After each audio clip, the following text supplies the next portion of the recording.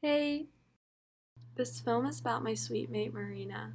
Throughout my ethnographic project exploring her multifaceted background, I'll be illustrating and speaking with her about her life experiences and how she's grappled with her identity formation. Hi, my name is Marina Rosen-Cappellazzo and my Chinese name is Fu Deshi.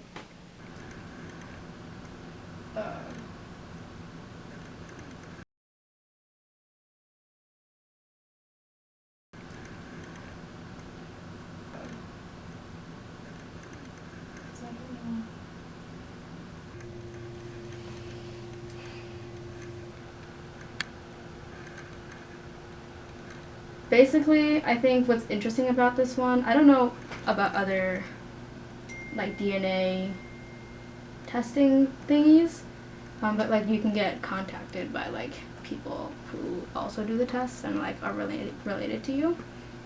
They call it DNA relatives, which I think is interesting because it's like not necessarily your family, which is what relatives usually means.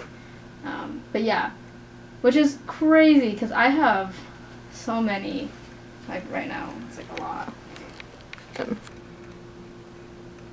Wow.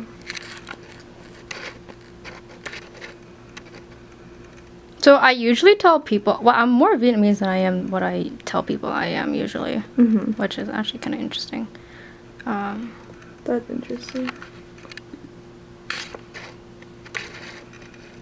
Guangdong. 84.8% Chinese. But like it's telling me that people who have like similar DNA mainly are from here. Okay. Which is interesting. Like I'm never like that interested in reaching out to any of the people that I'm related to. Or like watching any like media that's about like people who are adopted. And it's usually people who are like from like are transnational adoptees. One on the media side, like there's never any media about like people who are content. Which makes sense because it's not very like dramatic or entertaining, I guess. But then it like creates a narrative that like every person who's adopted, it's like always yearns to like learn more about, you know, the beginning of their life, which is not true, because I am certainly not that interested. I think it'd be interesting to learn, like to know for sure the like circumstances, but it's not. I'm not curious enough to be like, I need to go on this whole entire journey. And also like I feel like that type of media like emphasizes like this notion that like because you're blood related like your bonds are stronger, which is false also. So you like trying to figure out like more of your Chinese identity through like learning Chinese and all this stuff is more just for you. It's not about family or reconnecting. It's just because I am Chinese, like that's not gonna go away, and I would like to learn more about the culture, but it's not connected to like me wanting to have a Chinese family or knowing more about my Chinese birth family or circumstance. But yeah.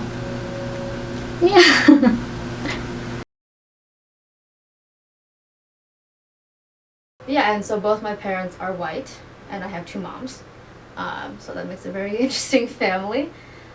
I was born in China. We think in Fuling, which is in Chongqing, which is in Sichuan province, but you can't ever be too sure because like I was dropped off as an orphanage, so like there was no contact with my birth parents or whoever like dropped me off. I'm not sure when like the whole process started, like the adoption process for me started, but I did come home when I was around 1 year old, and then brother who was also adopted. He's black, was home before me because he was born early, and like they actually have, like they met my brother's birth mom, so they know a lot more about his whole story than they do mine. So like I think one story maybe that you would want to include is like, so basically it was like maybe around a year I think I've been in the States from being adopted in China, and my mom and I were in a taxi, and the taxi driver was Chinese. And my mom asked him if he knew any like Chinese nursery rhymes to sing to me, and he did, and he sung one. I don't know which one it was. Obviously, it could have been just that like it was a song, and I got really excited. But it also could have been that like it was something that I remembered or like subconsciously like knew the song and was like happy to hear Chinese again. Okay, so when I was younger, like too young to really understand like politics and like political parties and stuff like that, like I heard that like I was on the bus and someone said that like China was a communist country and that was a bad thing, and like I got a little, I don't really know how I processed that, but I was like, oh no, like is the place that I come from like bad? And then it kind of just like went out of my brain for a little bit, I think. How do you define being like Asian American, like as a transnational adoptee, like after saying like, you know, Like for me or yeah, just generally? for you, like how do you define it for yourself? Personally, I identify as Chinese. That's not necessarily Chinese American. I don't know, tacking on the American is just very weird for me. Like, I mean, it's not like I just say Chinese American or Chinese. Like, when I introduce myself or when people want to get to know me better, the first, like, the thing I'll say is, like, I'm Chinese and I have 2 moms and I'm adopted. So, Yeah. I mean, because I feel like saying Chinese American or Asian American isn't going to make any of that more clear.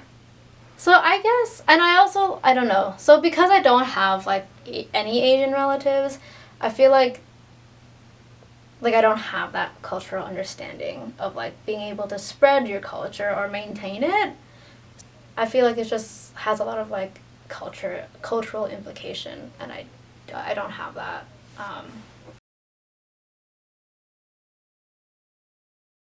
I don't know. Sometimes I feel like Asian American kind of only refers to like people, Asians who were born in America and have like at least half of their family is Asian, and that is not the case for me. I do not have any Asian relatives in this country, and like also obviously like your identity doesn't have to rely on your blood, but like I am 100% like Chinese. So it's like, Yeah. and I obviously like I'm culturally 100% American. But I don't know, sometimes it just feels weird calling myself Asian American because I don't think I like fit that experience of like being an Asian with Asian parents. Like I was, never sent to school with like Asian food because my parents aren't Asian. Are there like discrepancies you think like between your family? Yeah. Because they might not understand your experience as a Chinese woman. Yeah, I mean, okay, so it's like one of them, I think it was like a holiday or something like that, and my family, we wanted to like go out and eat, but it was like a really big like American holiday, so not a lot of places were open, and like kind of the only places that were open were like Asian food places, but she was like, do you notice how like there are only Asian places open? And I was like, yeah. And she was like, do you know why that is? And I'm like, no. And she was like, that's because Chinese people only care about working. And I was like, okay. Like, at that point, I was like, all right, like, this is my mother, and, like, she knows more than me. So my mom also, like, her job requires her to travel a lot, and, like, she has, like, relations with Asian people, and specifically people who speak Chinese. She always, like, puts too much effort into saying Chinese words. Like not like even trying to pronounce them correctly, but just like also trying to do the accent. Yeah. Like you're a white person trying to imitate Chinese, like bro, like come on. So like I've always like when I was younger, every time she would do it, I would tell her like, can you not do it? It makes me feel uncomfortable. Like you are being racist. Yeah. And she would be like, no, I'm not being racist. Like if my Chinese friends say it's okay, and because of her attitude towards that, my brother thought it was okay to do. So he would like joke, which makes no sense because this man is black. That will make sense in a minute. But like he used to say that I'm so dark because like my ancestors were slaves or like had to work in the like outside for like years, like for generations and stuff like that. And I was like, that is not okay to say, dude. Like, I don't know why you think that's okay. And like whenever I brought it up to those 2 people in my family, they just would never listen to me because I guess they thought it wasn't that serious. But like whenever we talked about like black-white issues, it was like the most serious thing ever. And not to take away from the seriousness of black and white issues in America, I definitely do think they're serious, but like in our little like family unit, I was always kind of confused like why they didn't take your issues take as seriously. My feelings of the like their racism like seriously. Right. That's so weird. Yeah.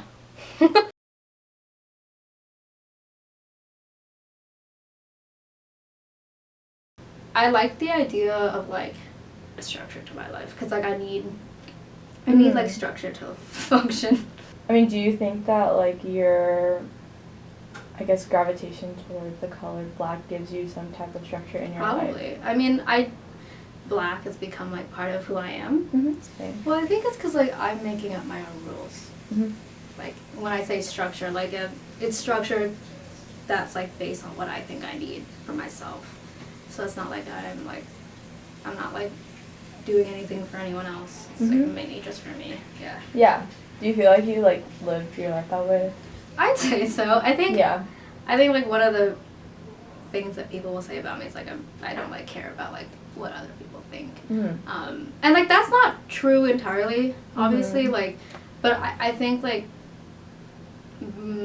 like wearing black, like not only did I feel really confident in like how I looked, which helped with like, you know, general confidence, it was like there was something very like I chose to wear this, right? So like the thing that made me different, if I needed to or if I ever wanted to, like I could get rid of it. And so like that I guess helped me feel, it's kind of very roundabout, like it helped me feel more confident and like and not care, because it's like this is a choice that I made for myself. And like if you don't like me or you think I'm weird or you don't want to like try to attempt to get to know me because of something that I chose, then like you're not really like worth getting to know. Like that's sort of like what my feelings were about that. But you do still feel different. Like it's like kind of unavoidable to like, because you know my parents are white, so like a lot of their like social circle is white, and like their work circumstances is pretty white.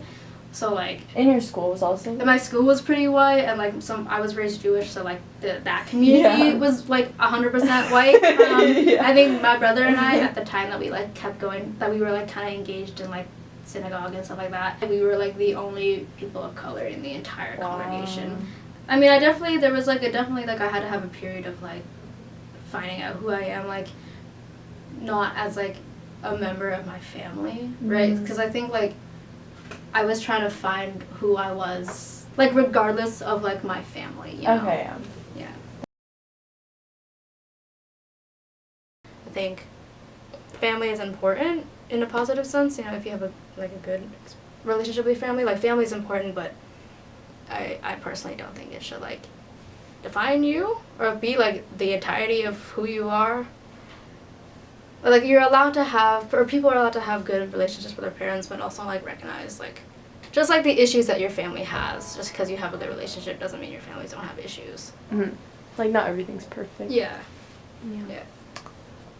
At the end of the day, like you are an individual, and like you should be able to decide like how you want to live your life. Not like, you know, monetarily, but like just who you want to be and like how you want to present, I think is like a freedom that everyone should have regardless of like their situation. Yay! We've been there.